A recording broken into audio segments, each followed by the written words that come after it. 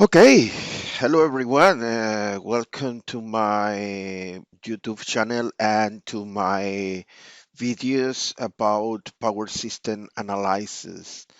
Today is a very exciting day because we are covering one of the most important topics for any power engineer. Um, Today we are planning to talk about power system stability. Okay.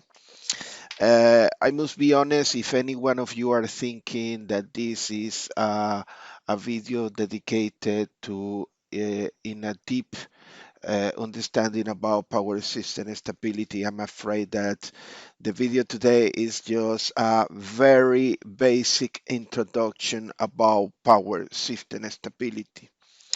In fact, this video is dedicated to present the basic concept about electromechanical behavior and specifically talking about the power angle transient stability. Okay, what I'm trying to say is this video is dedicated to a very tiny, a very small portion of the full concept about power system stability. Okay.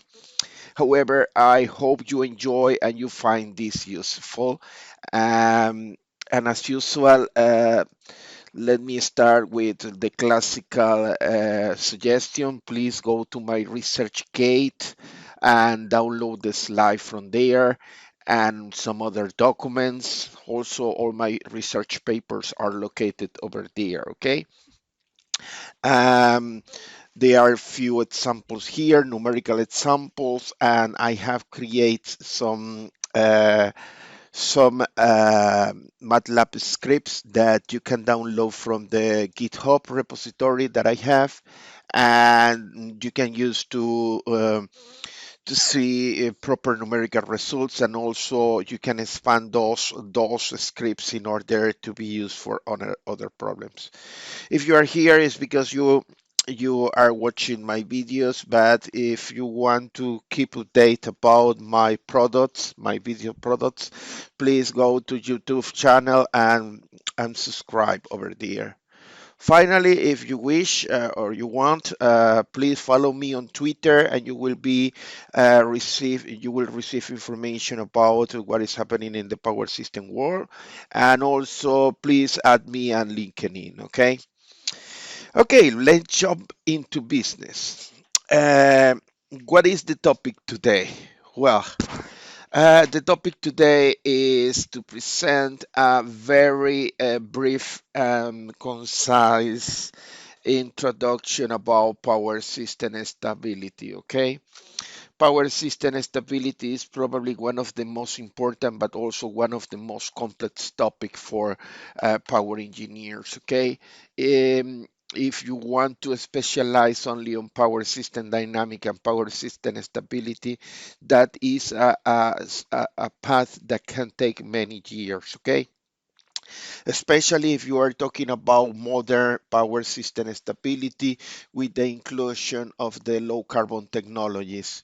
What I mean is that power system stability is one of the most complex subjects, but at the same time is lovely, and the challenges that we can see today, especially with the integration of power converters into the power system, it's beautiful. I mean, it's something that you can dedicate your life and you will learn every single day. You will learn something new. Okay. However, today, because restrictions, I just I will just cover a very tiny, a very small sub area inside power system stability. Okay, and that is related with the power angle stability. Um, in few slides, I will tell you that there are classification, there are some phenomenons, and this is just a very small piece of the full set of power system stability. Okay. Well, today we have a very interesting agenda, very lovely agenda. I will start with the basic definition about power system stability. Then I will go through the classification of power system stability and then focus on one of them, that is the rotor angle stability. Historically, it's probably the oldest form of stability and the one that has been studied for many years, okay? Probably more than hundreds. Then I will go across the problem definition of power system stability in classical power systems, okay? I will not cover here anything related with modern power system. I mean, integration of renewable power converter, low inertia. I am sorry, that is a topic that is beyond the scope uh, of this class, okay? Then I will introduce the most beautiful equation used for the power system analysis during transients, especially electromechanical transients. I will talk about the swing equation, okay? Then something that is extremely important, inertia constant. The inertia constant is one of the most important variables or parameters inside the power system because define the changes inside the power system, okay? The changes on the electromechanical variables inside the power system, okay? Then I will use the swing equation to talk about power plants with multiple generators and introduce the concept of coherent generators, okay? Then I will create the equation for the power angle description, and that is a very important equation because we'll define how the power is changing inside the power system during a transient, a short explanation about synchronizing coefficients, and then we will jump into one of the classical methods used for analyzing transient stability. I will talk about the use of the equal area criterion, okay? Especially in this class, I will be dealing with the most basic example, and that is the single machine infinitive bus, okay? Then I will jump into the problem of multi-machine stability studies using the classical representation, okay?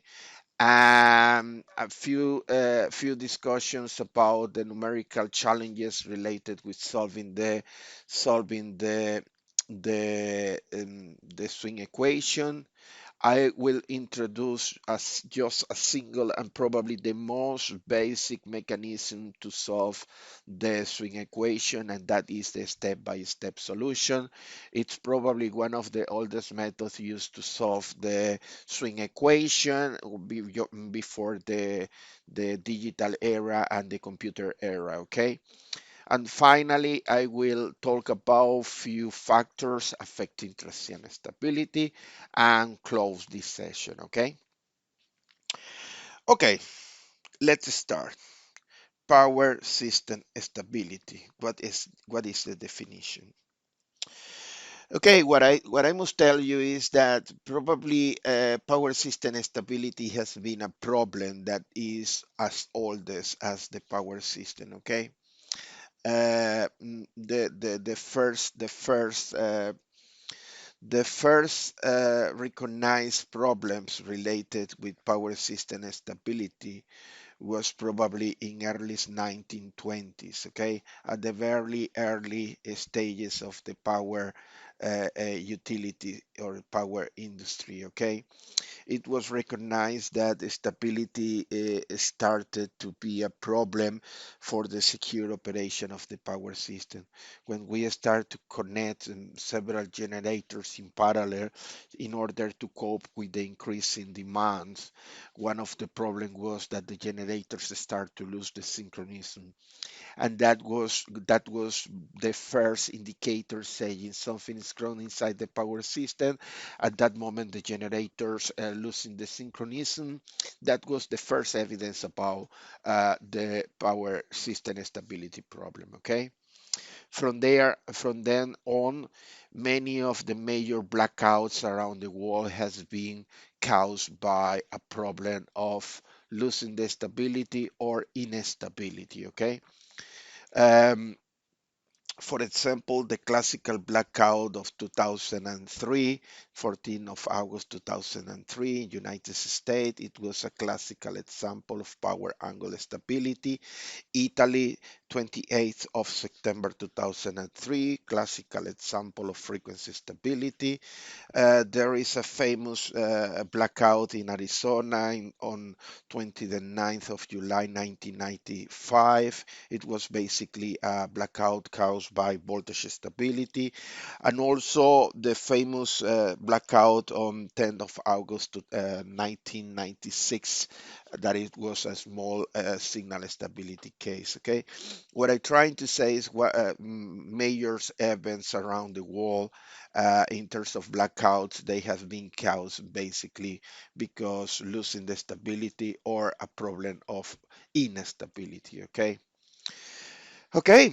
What you need to understand is that the power system stability is a problem that is similar to any kind of stability problem on any dynamic system. Okay. What I'm trying to say is stability in power system is equal to stability in mechanical system, in hydraulic system, anywhere else. Okay. If you are familiar with the concepts of control theory, stability is coming from there, and there is a very good mathematical background to define power system stability. To be honest, the mathematics about power system stability. I love that mathematics. My students, they don't like it, but the power system stability is coming from understanding the physics. Okay, the physics of the phenomenon.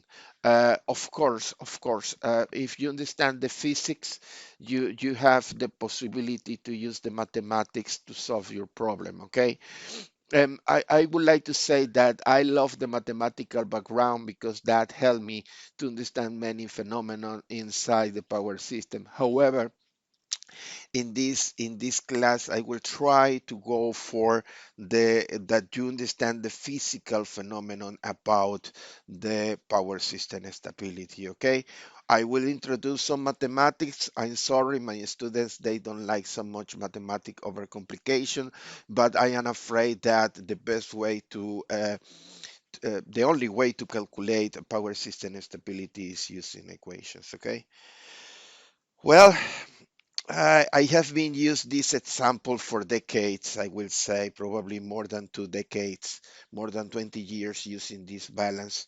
Few of my former students, they must recognize this. Every time that I need to talk about stability, I try to explain stability like this balance over there that you can see in real life. When we have a balance, when we have this kind of problem, the balance require an equilibrium between forces. Okay, if the force in the right hand side is equal to the force in the left hand side, well, there is no movement, there is no changes, we are in equilibrium. To be honest, stability is that when we have a balance between forces, when we are in a steady state or equilibrium point, the system is stable. Where is the problem? Where the problem start to be when we have an imbalance between those forces, depending of the size of the imbalance, depending of many other factors, including the system conditions. That imbalance between forces can create a phenomenon that we use the name instability. Okay, but going to the concept of stability inside power system. What is stability inside a power system? Okay, the famous book of Professor of Dr. Prabhakundur, the famous book Power System Stability and Control, published in 1994. They have a very good definition about power system stability. One basic way to see the power system stability is a property of the power system that enable it to remain in a state of operating equilibrium under normal conditions or regain acceptable state of equilibrium after being subject a disturbance. Okay, When I need to illustrate this concept, I use a classical example. You can imagine here below you can see something like a small bowl, and there is in red color a ball, okay? Ball. If there is not any external force, the location of this ball will be here, okay? However, if you apply any, okay, let me come back again to my explanation.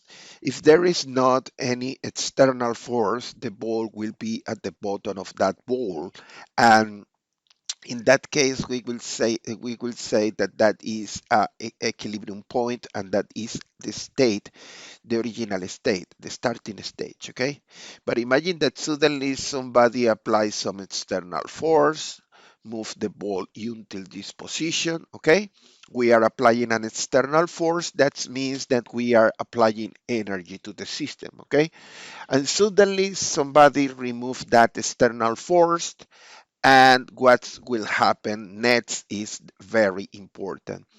If you remember from classical real world experience, when you remove the force, this ball will start to move in this direction, then come back, and move and swing and move and swing. And what is the good news? After many oscillations, a few oscillations, the ball will come back again to the bottom of the bowl and stay over there without any movement. Okay. This is a classical example that I use to represent the full stability of one system. Okay. You can imagine that when we are adding this external force and moving the ball from one position to the other, what we are doing is inserting some energy into the system. Okay, and then when we remove the external force, the system try to reach a new state. The system try to reach a new equilibrium point. Okay, and those oscillation over here, assuming there are some friction on the ball, um, and those oscillations, they will be releasing energy, the external energy that we put during the application of the external force. And the ball will oscillate and move over here, swing over here, and then it will stop after few oscillation when all the external energy applied to the system is released. Okay, I don't know if you realize, but when you apply the external force, what you are applying is basically increasing the potential energy of that red ball. Because when you move on height, you are increasing the potential energy.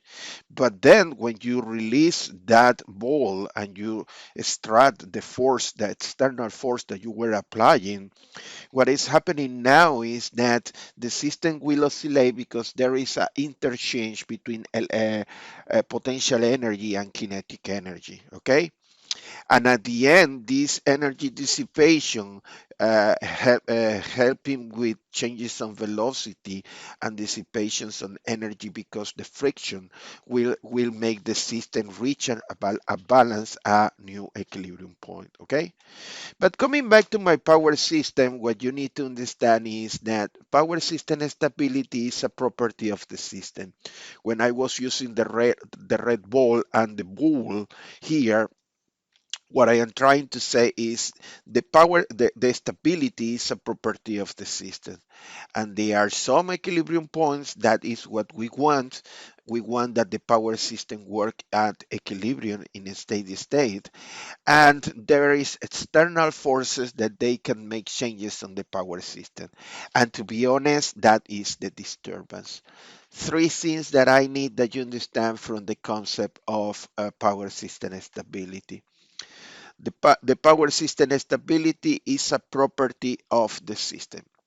It's basically related with equilibrium, and equilibrium is mainly related with balance between forces, okay? And what we want that this system property look like is that the system must be able to recover to any kind of disturbances, okay? Again, I have more mechanical examples and more discussion about the concept of power system stability, but you must take my class about advanced power system stability in order to do that, okay? Okay, now we have a formal concept of power system stability, and now what we want to do is, okay, what is the power system classification? What is the power system stability classification, okay? Well, I must be honest, there are many classifications of power system stability. Um, Many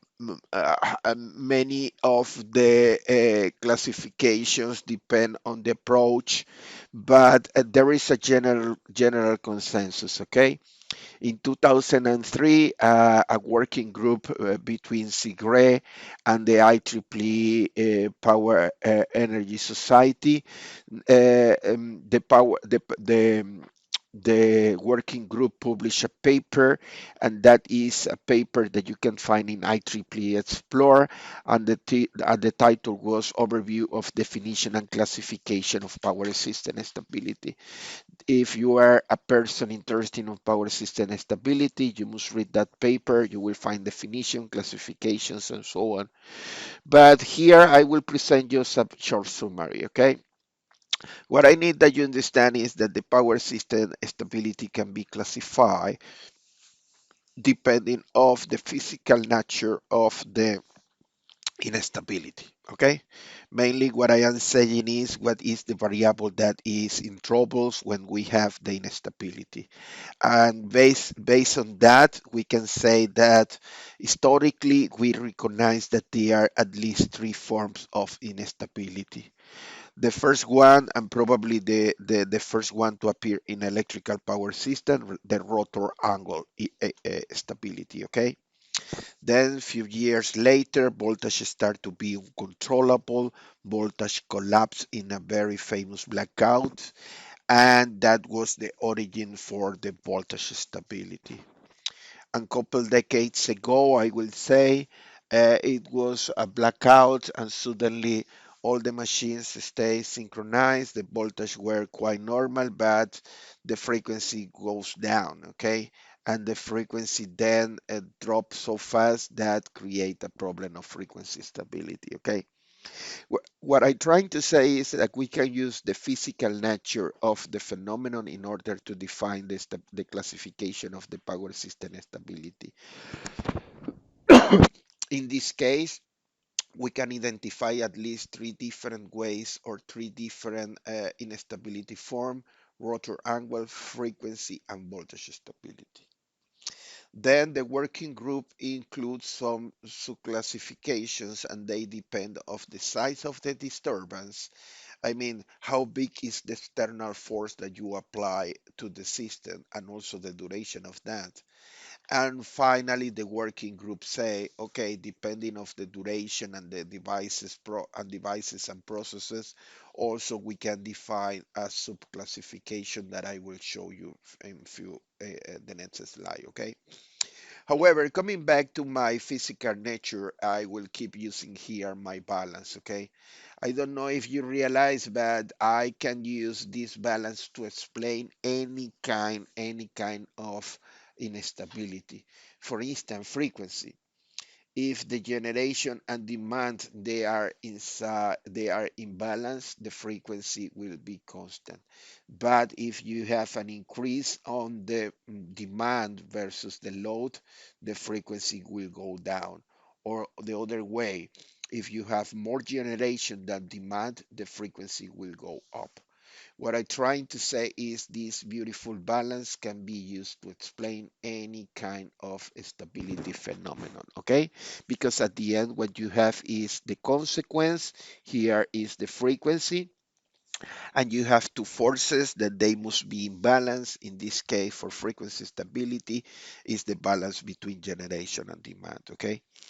If you want to learn more about frequency stability and voltage stability, you need to take my classes about advanced power system. Okay. Well, here you have the full picture about the classification of power system stability that it was published in 2003, coming from the IEEE-CIGRE working group. Okay, if you look over here on the top, we have the three main stabilities: uh, rotor angle stability, frequency stability, and of course voltage stability. Okay, but then I say that depending of the size of the disturbance, we can have a subclassification, okay, and also the duration. And that is the reason that we can see here that the rotor angle stability is basically divided into subsets. One of them is dealing with very big disturbance, and that is the case of transient stability, okay? And the other one is dealing with very small changes in the system, and that is what we call a small signal stability, okay? I include these red bots here because in this class we will be dealing basically with rotor angle stability, power angle stability, and this class is dealing with this. Specifically, we will focus in the large disturbance case, that is the transient stability, okay? But what is the concept? What is the concept of rotor angle stability?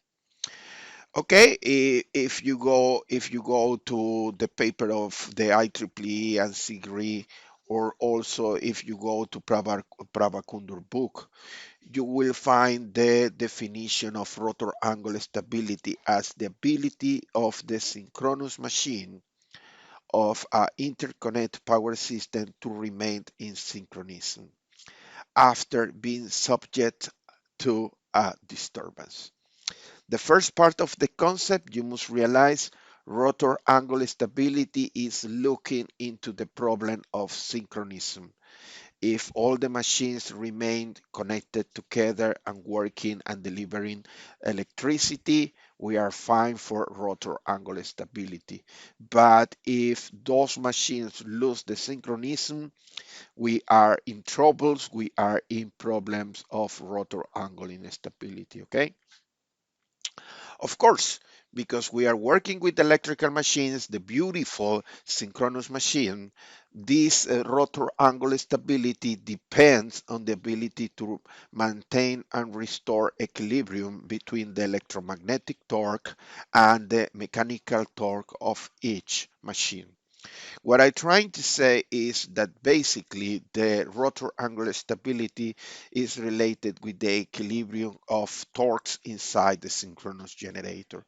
All of you must remember that in a synchronous machine, you have a mechanical torque that is applied on the shaft, and then you have electricity that you are delivering into the power system. But from the generator side, you will see that electricity like the electromechanical torque that is uh, produced inside the synchronous generator. Okay. If you want to have a proper reading about the electromechanical phenomenon of the electrical machines, please refer to one of the beautiful books of electrical machines like Fitzgerald or any any other good book about power system machines. Okay. Okay, something that you must understand is that when the machine is oscillating, when there is a problem about an imbalance between magnetic and electric torques, um, all the electrical variables they are disturbed. I mean, it's not only the angle, it's also frequency because the rotational speed of the machine is changing, it's also the voltages and so on. However, what you need to understand is that the main form of instability is coming when the rotor angle of the machine increase so fast or the uh, rotor angle of the machine start to oscillate with big amplitude. Okay. What I'm trying to say is that the rotor angle instability have two ways to manifest. Okay, one of them is when we have oscillations that they are increasing in size over the time. That is very negative because they can destroy the machine. Or also if we have angles that they are increasing monotonically increasing over the time. Okay. Okay. Uh, What I want to tell you is that this kind of instability has been for years inside the power system. One of the major blackouts in the United States is a classical example of rotor angle instability. For instance, the blackout of 14th of August 2003 in the United States is a classical example of rotor angle stability. I have included here downstairs a link. Please, I highly suggest my student to learn from the best. Please read more information about this blackout of 14th of August 2003 going to this link below. Okay.